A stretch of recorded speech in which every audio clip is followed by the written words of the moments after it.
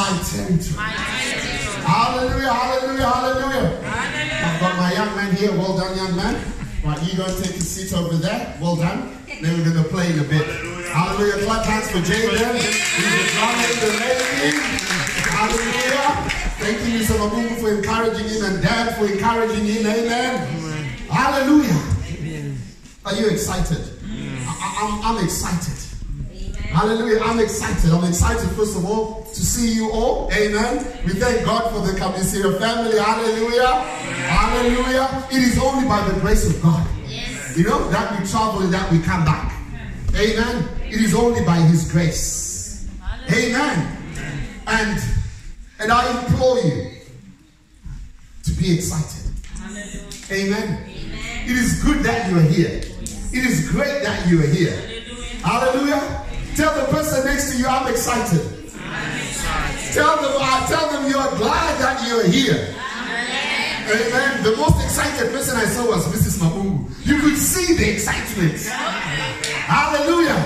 You know, in life there are things you have to get excited about. And one of those things has to be just going to the house of God. One of those things has to be just being in the house of God. Hallelujah. Glory to God. Today, I haven't gone to the end. Because my wife said one thing that, and I looked at it and I said, this is true. When it comes closer to 12 o'clock, around 11, people are starting to doze off a bit. Yeah. Amen? Turn to your neighbor and say, today I'm awake. Today I'm awake. Today I'm not going to be a UTCAS. Hallelujah. Amen. Amen. Do you have your Bible? Yes. Do you have your Bible? Yes. Just lift up your Bible. Let's see your Bible. Let's see your Bible. Amen. God bless those who've got Bibles, and not new sneakers, but Bibles. Amen. Or not new glasses, but Bibles. Amen. Do you have your notebook? Yes. Well, where's your notebook? Just put your notebook. Amen. Amen. It's just right. So, the theme for next year.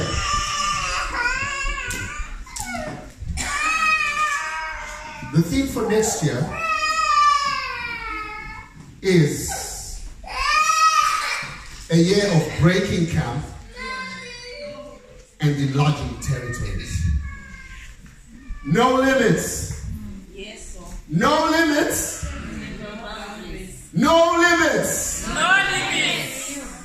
No boundaries. No boundaries. I see increase. I see increase all around me. all around. So 2020 is a year of breaking camp and enlarging territories.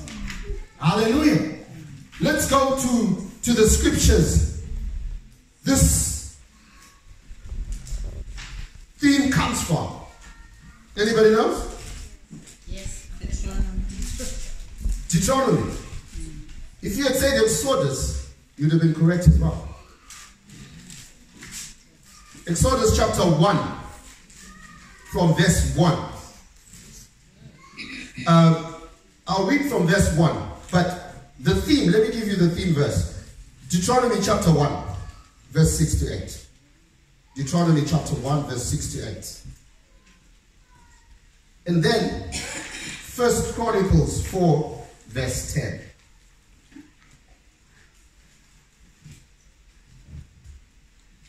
Deuteronomy chapter 1, verse 1, I'll read from there. These are the words which Moses spoke to Israel on this side of the Jordan in the wilderness, in the plain opposite Suf, between Paran, Tophel, Laban, Hazeroth, and Dizahab.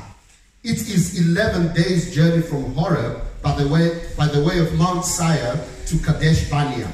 Now it came to pass in the 40th year, in the 11th month, on the first day of that month, that Moses spoke to the people of Israel according to all that the Lord had given him as commandments to them. After he had killed Sihon, king of the Amorites, who dwelt in Heshbon, and Og, king of Bashan, who dwelt at Ashtoreth in Edrei. On this side of the Jordan, in the land of Moab, Moses began to explain this law. Moses began to explain what? This law. And listen to the law. Say, verse 6, the Lord our God spoke to us in Horeb, saying, you have dwelt long enough at this camp. Amen? Amen. I'll read from the NIV. You have stayed long enough at this mountain. Yeah. Break camp and advance into the hill country of the Amorites. Go to all the neighboring peoples in Arabah, in the mountains, in the western foothills, in the Negev, along the coast, to the land of the Canaanites, to Lebanon, as far as the great river, the Euphrates. See, I have given you this land. Go in and take possession of the land. The Lord swore, of the land the Lord swore he would give to your fathers, Abraham, Isaac, and Jacob, and to their descendants after them. And then I'll read 1 Chronicles 4, verse 10. Jabez cried out to the God of Israel, oh, that you would bless me and enlarge my territory. Let your hand be with me and keep me from harm, so that I will be free from pain. And God granted him his request. These are the verses that support this thing, where the theme comes from. So let's go back and look at a bit of history. So what is going on here in the book of Deuteronomy, where Moses is saying it is time to break camp?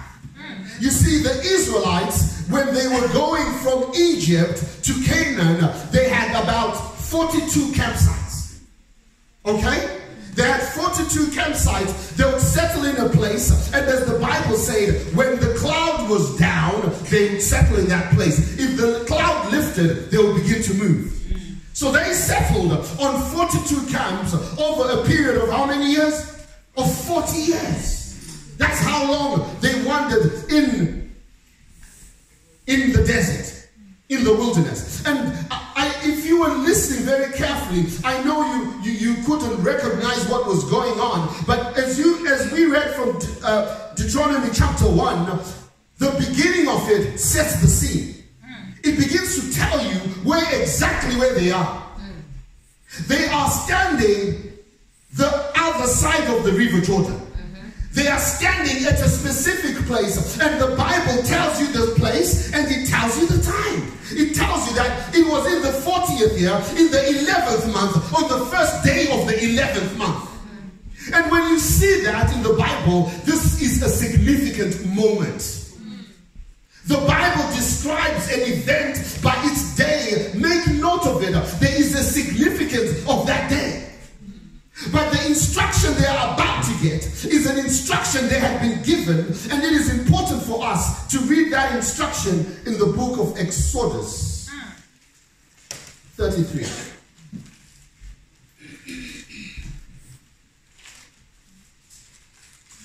I am laying the foundation for a series of messages. Amen. We will get to where we will get to. What time do I finish?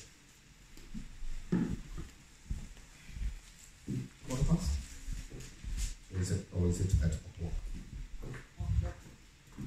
Okay. Exodus 33.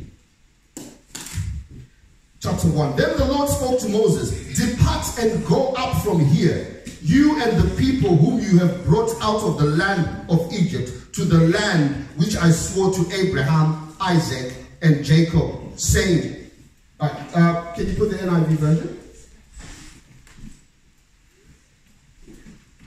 Then the Lord said to Moses, leave this place. Okay, I think it's a different version. Amen. But it also says, break camp.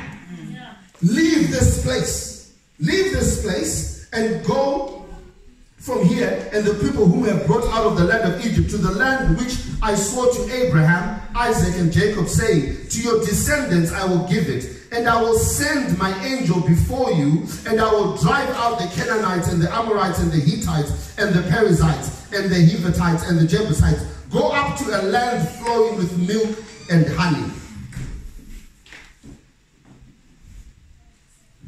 So, the children of Israel have gone into the desert. They've been delivered from Egypt. They've gone into the desert on their way to the promised land. We all know that in the book, we all know that they came to the same place beyond the Jordan. And when they were there, we are told that Moses sent 12 spies, isn't it? And when the 12 spies were sent, they brought back reports. But there were 2 reports, isn't it? Mark this. There were 2 reports. And the report that came from the 10, what did they say? It says, the place that we have gone to is a beautiful place. It's a lovely place. But they are giants. And we were like grasshoppers in their eyes. The people had seen giants. The people had seen people that were big. And the people began to cry. The testimony of the 10 was not a wrong description of what they saw, but the problem with their testimony was the belief that they could not defeat what they saw. Come on, let's be frank. Hallelujah. It is important for us to see the real truth of the matter here. That when somebody says, oh, your problem can be defeated, it does not mean your problem is small. It does not mean it is useless. It does not mean they are looking down on the problem. But they are just saying, look at this, you've got a problem. It is a big problem. But the issue is not in the problem, it is who can solve the problem.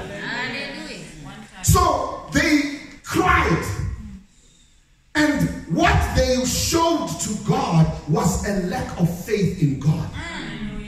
So the Bible then says, people that were less than 20, except a few other adults like Moses, Caleb, Joshua, are the only ones that survived.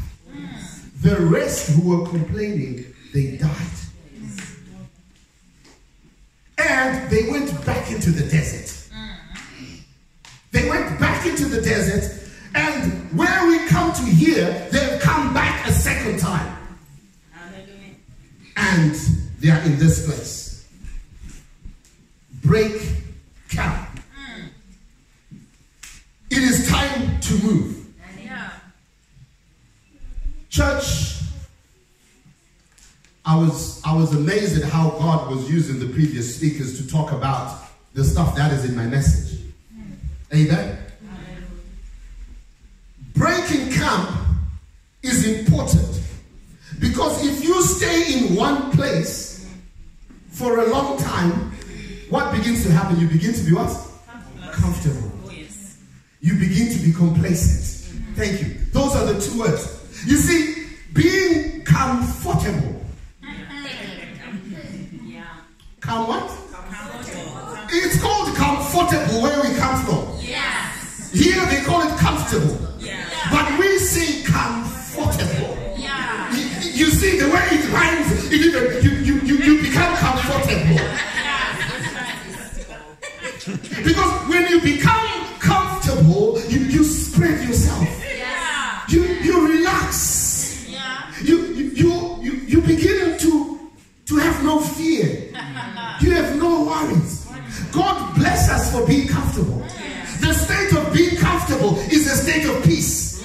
But you should not get too comfortable. If you are at home, when you hear somebody say, my sister, I think you're getting too comfortable. It is not a compliment. Because when you move from being comfortable and being too comfortable, something has begun to go wrong. So God is saying to us, church, that we've been comfortable where we are, but we have been too comfortable. Hallelujah. Because it is important for us to realize that there are things that we ought to be doing. Because the state of comfort is the state of chilling. Chillaxing.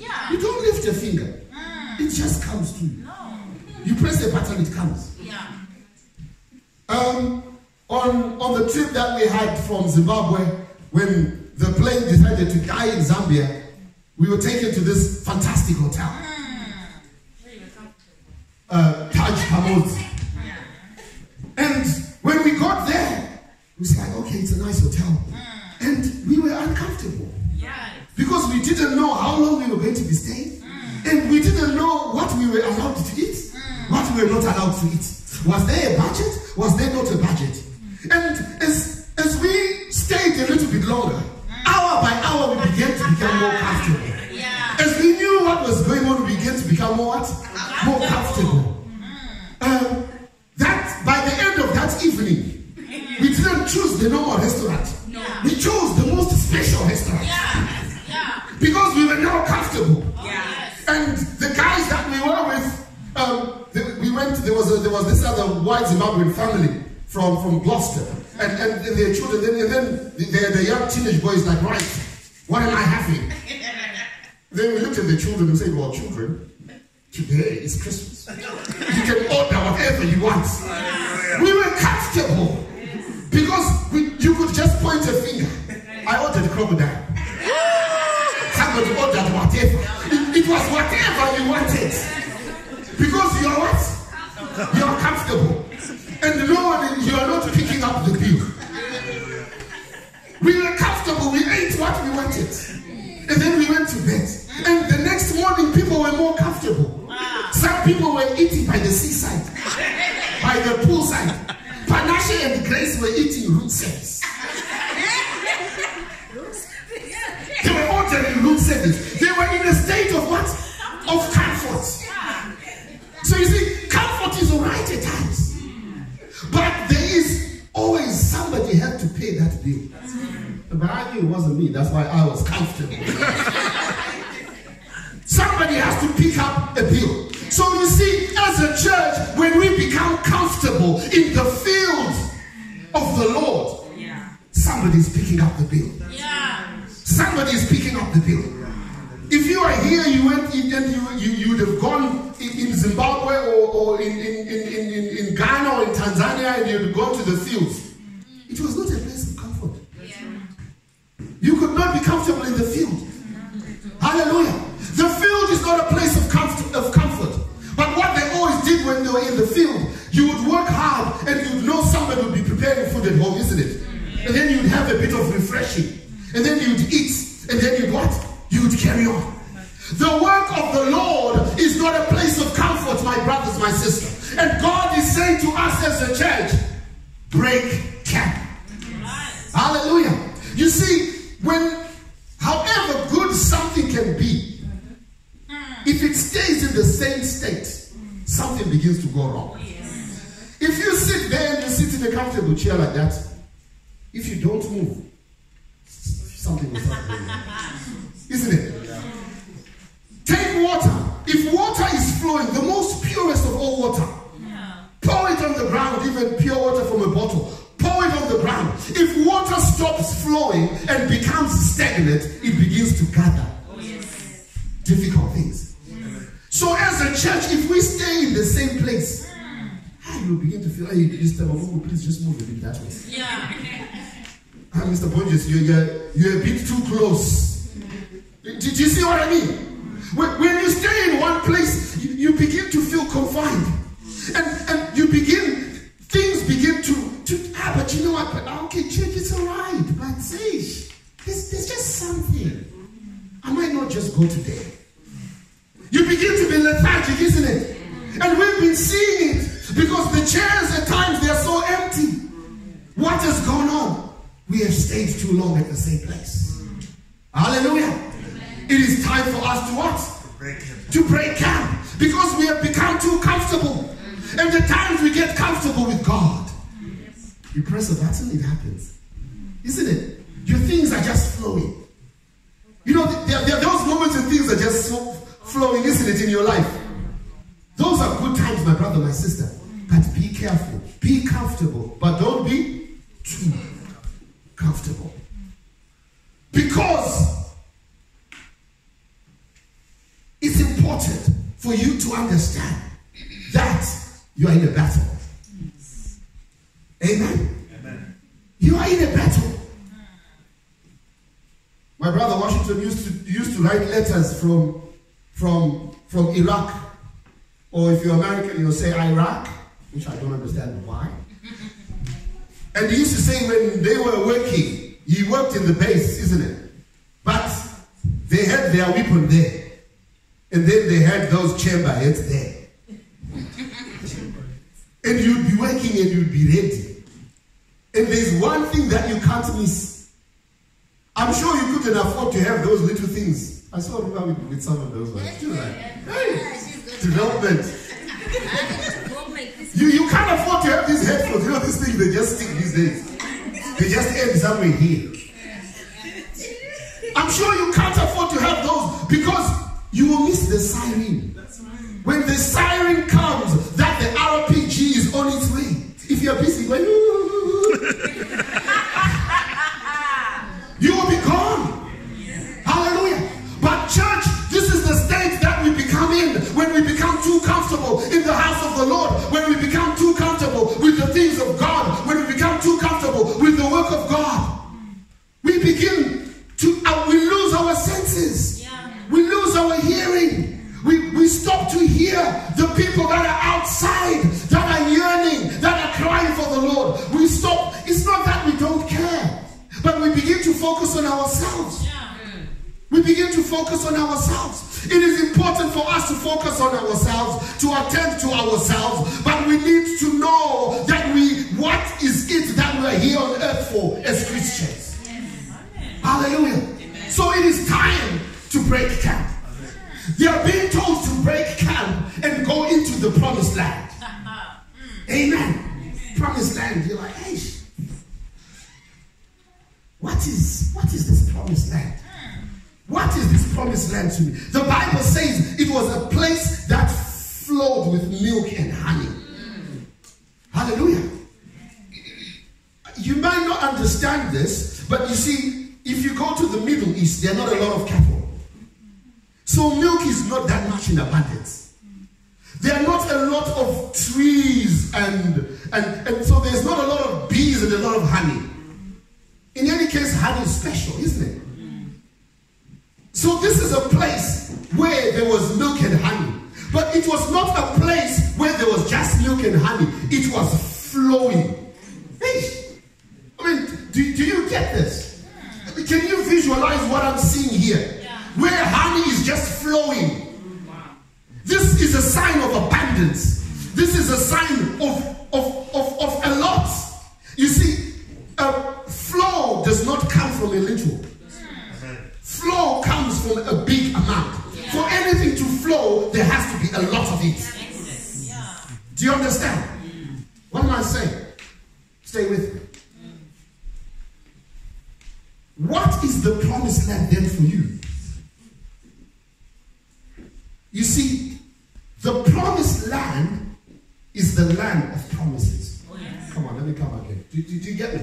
Yes. Your promised land is the land of promise. And God is saying, I want you to break camp and go into the land of promises. Amen. Where the promises are flowing like milk and honey. Hallelujah. Amen. Should I repeat that again? Yeah. Are you with me? Do you get me? Yeah. Your promised land is the land of promises. Where God's promises are applied to your life and they are flowing. Yes.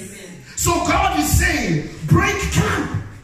It is time for you to move from where you are. You see, when they were in camp, just moving on to territories.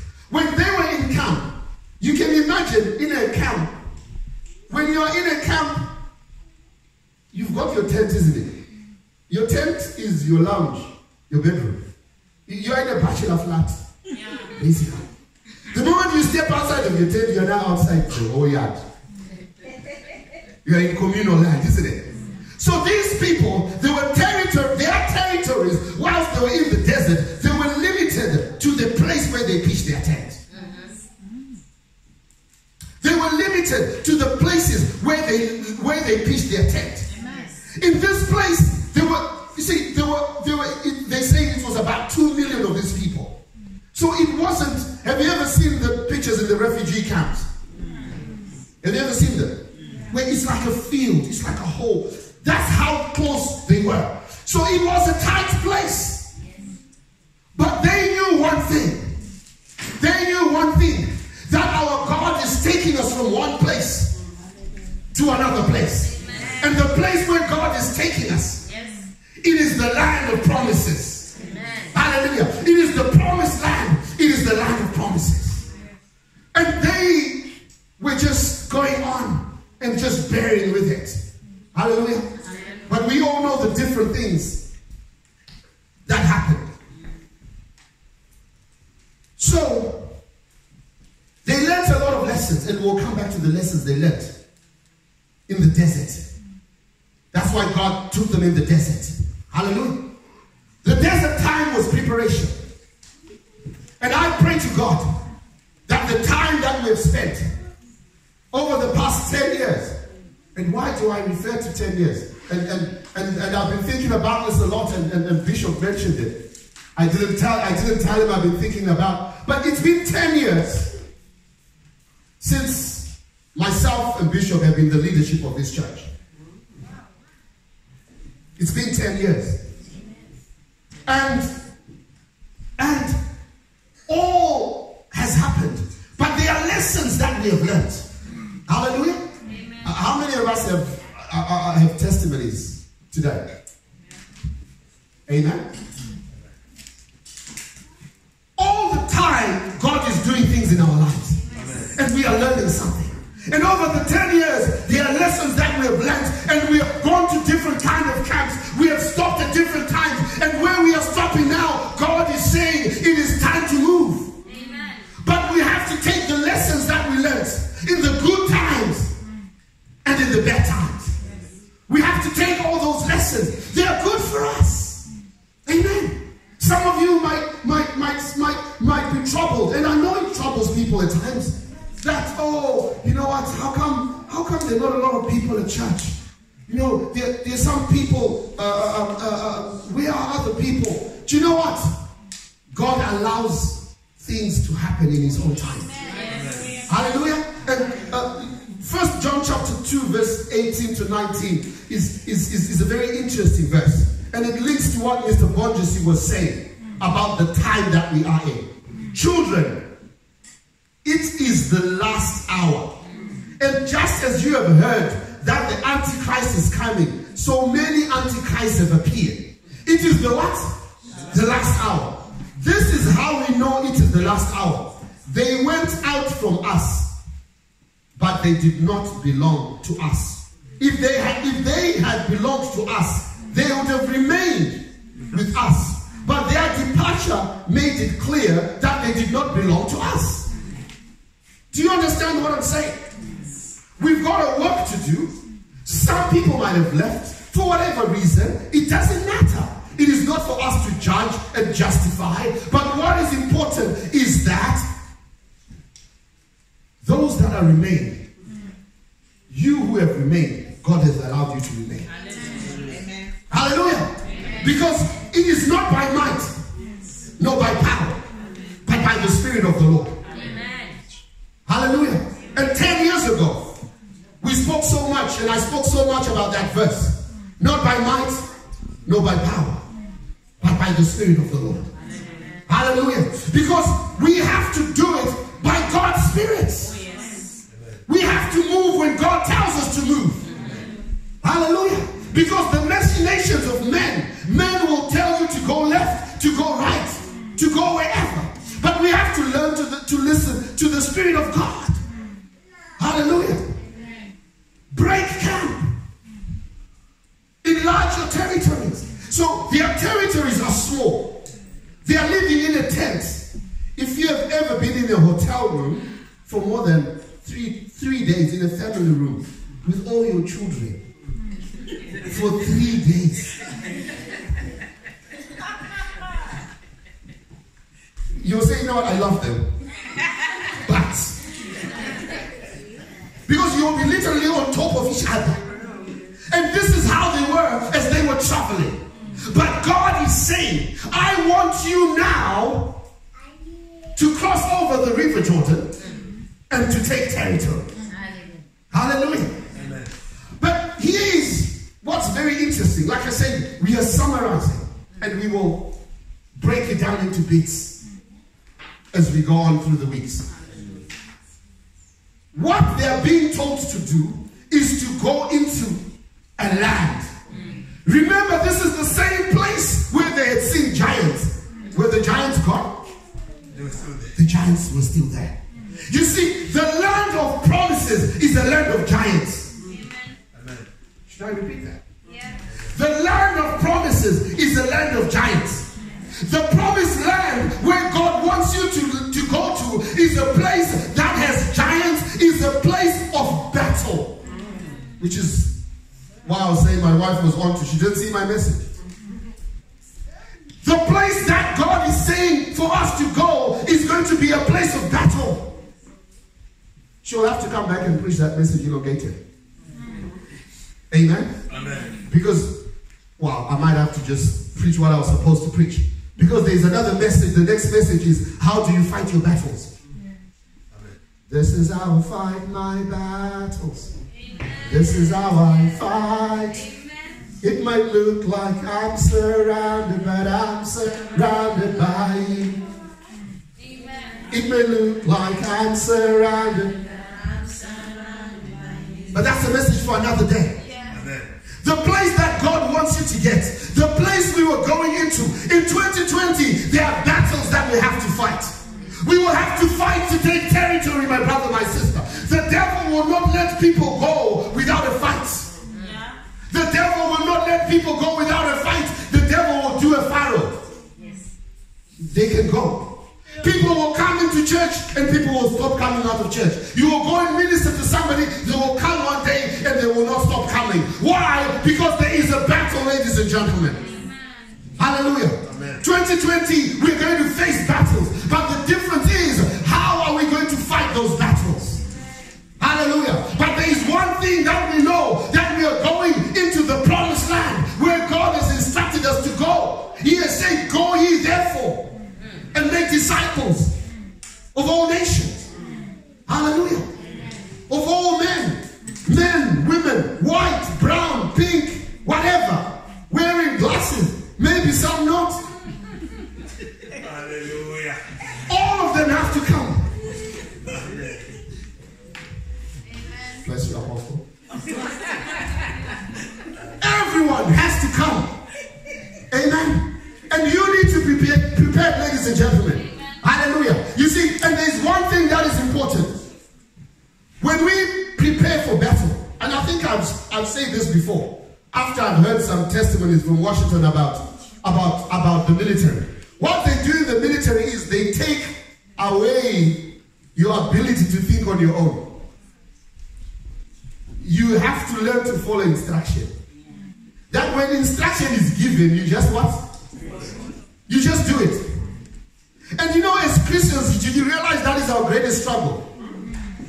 What God tells us to do, we always have a way. We always want to see it our way. But enough of the times we run away from the truth, from what the verse is saying. We look at our way, but we come up with a lesser thing that suits for us. Ladies and gentlemen, a time has come where we should stop God suiting into our programs. But us suiting the programs of God. Yeah. It has to come a time where the things of God take precedence. They take priority over your things. Yes. But the difference is this, ladies and gentlemen. As you are doing this in the land of promises. Come on, man. Amen. Can I get an amen? Amen. You are doing this in the promised land. You see, it is dangerous when they say, go and apply your visa back from your home country. Yeah. Everyone recognizes that danger, isn't it? They'll say, I'll just use a lawyer. Amen? Amen. We are not going to go back. We are going to fight from where we are. Yes. Amen. We are going to fight from where we are. And what we are going to do is to ensure. Because is one. Hallelujah. As you go out into the field, just listen to the instruction of God, not the instruction of the pastor. If I give you an instruction, ladies and gentlemen, that is not biblical. Tell me where to go, as the English say. But let it be the word of God. Our instruction has to come from the word of God. And we have to, ladies and gentlemen. Amen? And by show of hands, please give me broken English, but it's English. Give me the allowed. Give me the allowed. Give me the permission to encourage you. And my wife, you did not come to church today. Why? Isn't it? And normally, when somebody says that, you've got an answer, isn't it?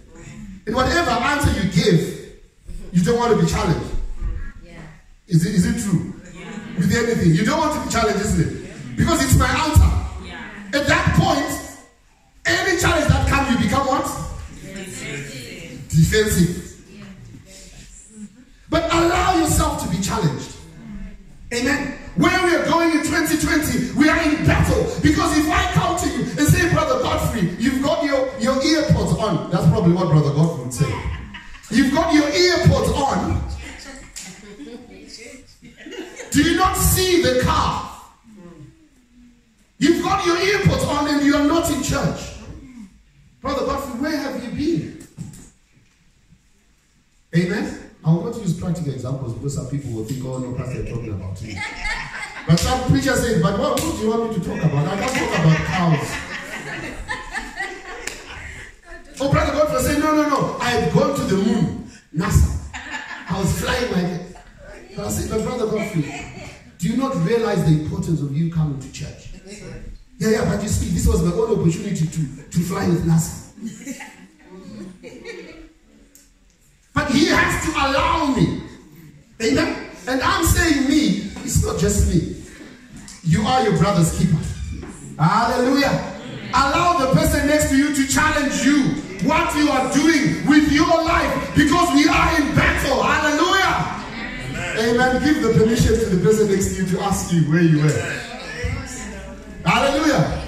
Give them the allowance. Why? Because we are our brother's keepers. Because we are in battle, ladies and gentlemen. And there are times when especially they say, please don't text and walk, isn't it? You see somebody walking into the road. There is a car coming. And at times when you're living your life, you are in that state. And somebody is busy shouting at you, please come out of the road. You are about to be hit. Hallelujah. Take heed. It is a time of hearing. And hearing the voice of what? Of God. That's what my wife said earlier. It is a time of listening and listening hard to the voice of God. But you will not hear thundering. When I hear the thundering, then I know it's God. You will not hear thunders. You will not hear big things. You will see somebody come and tell you. Hallelujah. Somebody. You know, you'll get a call from Mr. Dewe. Yeah. Or my sister. The least expected person. And they'll tell you, my sister, we missed you at church. You see, let me tell you one thing, and I'm concentrating on this missing church for a reason. If you miss church and you don't feel guilty, there's a problem. Yes. Do you agree with me? Yes. If you miss church and you don't feel guilty and you are comfortable, there is a problem. There is a problem. Because that state of comfort is a state that you should not have. Amen. Hallelujah. It is a state that you should not have. I'm fast running out of time. So it is important for us to realize that where we are going, we need soldiers. Amen. And we need people that will stand with us. Amen. Amen. You're welcome, Ms. Chademunu. Amen. Or the Chademunu family, rather. It is important that as we move, you need to have people next to you, ladies and gentlemen. If you see yourself walking by yourself, you need to check. Hallelujah. Check who you are walking with and how you are walking. But it is important, ladies and gentlemen, to have people in your life that will tell you the truth about life. Yeah. Hallelujah. Amen. That will tell you about life. Because in 2020, there are battles that you will have to fight. And you will need somebody. You know, a brother that you will just, somebody that knows you. In life you have people that know who you just for you like. You just say, you know what, I'm not okay. And they'll just say, you know what, don't worry, I'm coming there. Somebody who will just say, do you know what, I've got your back. Yeah. Somebody who, when they tell you that, do you know what, we're going to win this, we're going to fight it, you will believe them without any doubt. Yeah. Hallelujah. Because when the enemy has you, blindfolded, you can only be rescued by somebody else. Yeah. So in Exodus 33, when God said to the children of Israel, go, break camp, go into the promised land, what had just happened there was, that's the time Moses had gone up and got to get the tablets, and then they had made a calf, isn't it? A calf god. And then when they come down, Moses had been outraged, God had been outraged, and God wanted to wipe them. Moses interceded, and then God says, okay, Moses, because you're a good man, I will save the people, but I'll take you to the promised land, but I'll send an angel before you. Yeah. Wow. Sending angels before you. Yeah. That's fantastic, isn't it? Yeah. But no, not for Moses. Because he says, God, if you are not going, yes, we will not go. You see, God will send angels when he wants to send angels. But he will not send angels in replacement of himself. When God is sending angels in replacement of this self, something has gone wrong. You see, you shouldn't just get too excited with angels. Oh, angel. You just need to understand, is God with you or not? Look at this, you might win a battle, but if God is not with you, there is something that is not right. I would rather stay than not go with God. Moses refused to go because he knew that where I have to go, we have to go with God. And as we go into the promised land in 2020, in the land of promises, we have to go with God. We will refuse to go with anything. We will refuse to go because of a prophetic word. Oh, Pastor, please tell me a prophetic word so that I know what to do. Get away, man. What you need is the Lord. You need to go with the Lord. Hallelujah. Rely on the word of the Lord. The word that is the Lord. Hallelujah. Whatever word that you receive, let it be tested. This is where I differ with my wife. I'm not so interested in how it's going on. Because the reason is, I want the excitement of how it ended. It's going on. I want the excitement of how it went on. Because this is different. I know how our story finishes. That's a done thing. But there is something that I know. I'm not so, let me just go to a prophet and ask, am I going to get that job or not? If God wanted you to tell you all those things, this is why people are busy trying to fast forward their lives. Hey, let me see. So, Pastor, when am I going to get married? Yes. What is the Lord saying? What is he saying?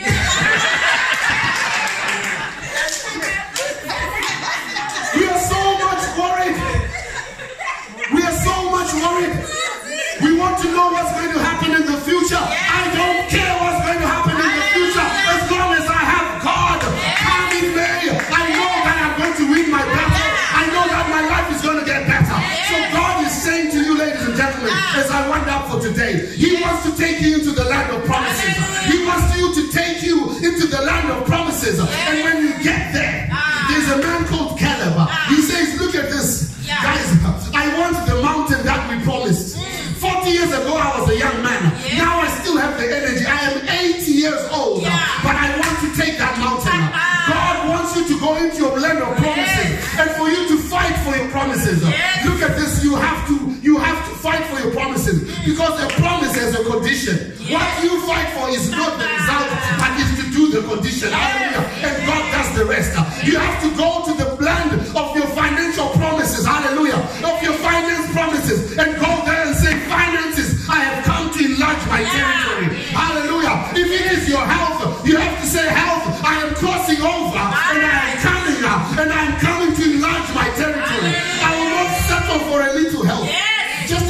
health where you sort of struggle, but I'm enlarging my territory. Hallelujah. If you want a symbol of being just big, you can refer to me. I want to be as fit as the pastor. But whatever you want, hallelujah, you need to say, I am ready to take what is mine. Hallelujah.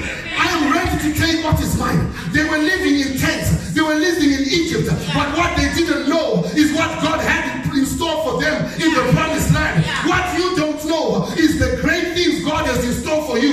But you need to be ready to fight, to enter into that land and possess what is yours. You see, they were going to possess. The only word I can understand for possessing, you know, when somebody is just possessed with when you look at them, they do things that are out of the ordinary. Because they are possessed, isn't it? So you are going to possess what is yours, to take what is yours. And God is going to do the extraordinary as God begins to enlarge your territories. Because you are a child of the promise. You are a child of the Most High. You are a child of a king. You are not a nobody. You see, you cannot live on scraps. You are not designed to live on scraps. That is not God's idea. In whatever area, you should not live on scraps. I repeat this. If you find yourself struggling, just say, God, I want to stand up. And I'm going to take my possession. Enlarge my territory. Let us stand. God, enlarge my territory. God, enlarge my territory. Hallelujah. You need to take what is yours. And let me tell you, when Jabez prayed, I love this Jabez kind of prayer. Jabez, what did Jabez say? Jabez. What did Jabez pray for? Oh, that you would bless me and enlarge my territory. You see, I get this, and I'm not going against it. Just let me get it right, because you will hear me one day saying this. It is good to be specific in prayer. Yeah? But what I'm saying today is at times we limit ourselves with specificity. God has great things for you, but you just want this. But God is saying, if you had just asked for me to do what I can do, this is the Jabez prayer. Jabez says, bless me. God, do what you want to do with me. Bless me and enlarge my territory. He didn't ask for a house. He didn't ask for wealth. He didn't ask for anything. He said, God, bless me. Hallelujah. Hallelujah. You see, there are blessings, and then there's the blessing of God. Do you understand? If you are blessed, and the blessings of God are two different things. You see, I could give you a blessing. I could bless you with some money. That is that. But the blessing of God is a favor that you walk in, and blessings follow you when you walk in the blessing of God. Hallelujah. So, you see, it is time for us, ladies and gentlemen, to say, Lord, we have come for what is ours. I'm not going to be specific. If you could sort out my finances, it would be lovely. But Lord, you know best. Lord, you know best. But please, just enlarge my territory. Enlarge my territory. You see, territory is a place, your territory is, I'm out of time. But your territory is a place of influence. Where you influence things. Hallelujah. Your area of physical, spiritual influence. Hallelujah. Let us just begin to pray. Hallelujah. Just begin to pray. Ask God, the praise and worship, please come forward. Amen. No limits. You see, no limits. No boundaries. Hallelujah. I will not be limited by my thinking, by my fathoming. I will not be limited by what I can. Hallelujah, hallelujah, hallelujah. You see, I'll talk about this another time. Another time. But I just want you to pray. Amen. We're breaking off the chains of limitation. We're breaking off the chains of confinement. Hallelujah. And we're getting into the promised land. Amen. Into the land of promises. Hallelujah. Just begin to pray. And as Jabez prayed, just say, God, bless me. Bless me. Bless me, Lord. And enlarge my territory. Pray. Pray for your children. Pray for your husband. Pray for your wife. Pray and ask God just to enlarge their territory. Hallelujah. Just sing whatever song that you may sing. Hallelujah, hallelujah, hallelujah.